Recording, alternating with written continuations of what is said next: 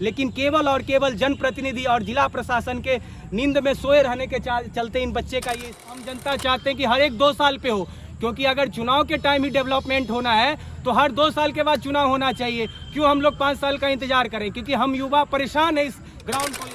जब भी कोई भी कंडीशन आता है तो 15 दिन ग्राउंड को समझिए छोड़ देना पड़ता है। 15 दिन अगर कंटिन्यूस धूप रहती है तब जा करके जो ग्राउंड है पूरा सूखता है और खेलने के लिए के हिसाब से इन बच्चे को स्टेडियम मिलना चाहिए, इन बच्चे को प्लेइंग ग्राउंड मिलना चाहिए, तभी तो इनका शारीरिक के साथ साथ मानसिक विकास होगा।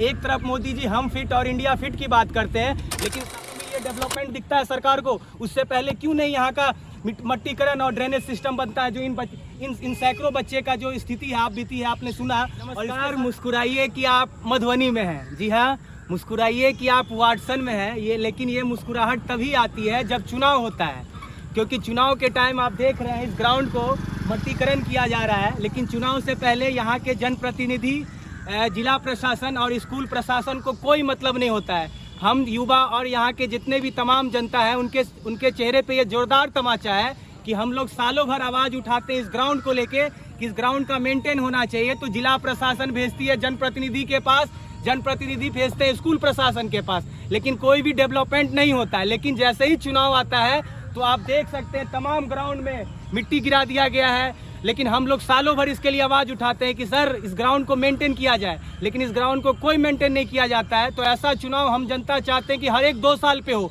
क्योंकि अगर चुनाव के टाइम ही डेवलपमेंट होना है तो हर 2 साल के बाद चुनाव होना चाहिए। क्यों हम लोग 5 साल का इंतजार करें? क्योंकि हम युवा परेशान है इस ग्राउंड को लेके। सालों भर, आज से लगभग 5 साल से मुहिम हमें स्टार्ट किए हुए हैं वाटसन का, लेकिन कोई सरकार इस पे ध्यान नहीं देती है, ना जिला प्रशासन ना जनप्रतिनिधि। लेकिन जैसे ही चुनाव का टाइम आया है आप देख रहे हैं तमाम मिट्टी गिरना स्टार्ट हो गया है, रोलर आ चुका है ये ग्राउंड मेंटेन के लिए। तो ये क्या लोकतंत्र में हम आम जनता और आम लोग के चेहरा पे ये जोरदार तमाचा नहीं है?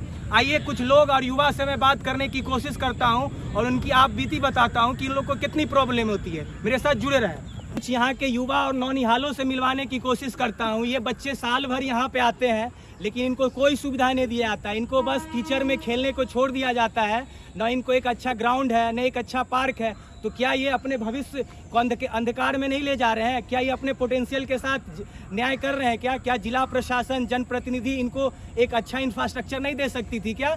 मैं इन युवाओं से बात करने की कोशिश करूँगा और इनसे पूछने की कोशिश करूँगा क्या दिक्कत है। भाई आप लोग तो रेगुलर यहाँ क्रिकेट खेलते हो, जी। क्या परेशानी होती है यहाँ पे?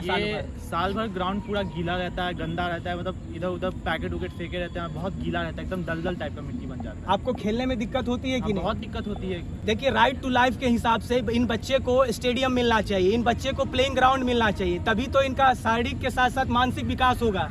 एक तरफ मोदी जी हम फिट और इंडिया फिट की बात करते हैं, लेकिन साहब कैसे फिट, मेंटली फिट कैसे बच्चे होंगे, फिजिकली फिट कैसे होंगे जब तक उनको ग्राउंड नहीं दिया जाएगा, पार्क नहीं दिया जाएगा। खैर, और बाबू आप भी क्रिकेट खेलते हो क्या? जी बिल्कुल। आपको क्या दिक्कत होती है यहाँ पे? देखिए दिक्कत क्या होता है, जैसे बारिश का सीजन है, अभी देखिए वोटिंग का समय है, वोटिंग इलेक्शन का टाइम है, यहाँ पर वोटिंग बूथ एरिया के लिए बनाया गया, तो ठीक है यहाँ पर मानते हैं कि अनअवेलेबिलिटी हो सकती है, लेकिन उस तरफ भी जो कंस्ट्रक्शन का काम चल रहा है अभी भी उस तरफ हम लोग सुबह में आए हैं, जाने में यहाँ से रोड से एंट्रेंस में भी काफ़ी तकलीफ होती है।